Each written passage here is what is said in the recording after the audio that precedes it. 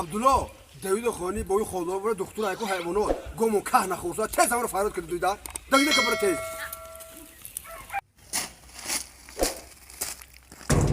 Aki xollar boy.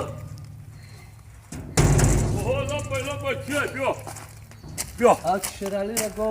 goş kasar şab biyo میگه. شیرالی را گوش کسال شده؟ بیا، مایل تیز بیا. مایل خواهد تو برای حوز مای دومت میاد ها مایل خواه ما حالی داد نه مای دا چای داو ما بگیرم میام نسی باش مایل هد نکب این مردم اب همین روز نداد بداد همین 5 تامینو وقت میام همین نو خانه دادم بگیرم میگم بیا گاوم کسال شده بیا مرغم کسال شده بیا سگم کسال شده یاد این مردم همین ما نفهمیدم دا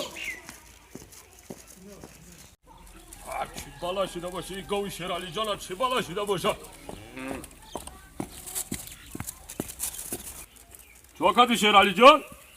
بیا بود سلام علیکم سلام علیکم همین چی یک- بالا زده گاوی تو را یک هفته شده با این خدا بای که نخورده سای که نخورده واشه سر نخورده سای که ایتا خراب شده رفته یک گاوی و حالی ابینه که خانه چی بالا زده باشه این گاوی کیا بیشه شیرالی جان این گاوی تو کفتر حسابی عمرش سردیشه شدگی های پرشدگی های انا اینا چشماش دا اچکی ساوز مونده در کرای آچکی ساوس آه. برای چی آچکی ساوس آخه اچکی ساوز میمونی که خیلی علاف کده با میخوره آخه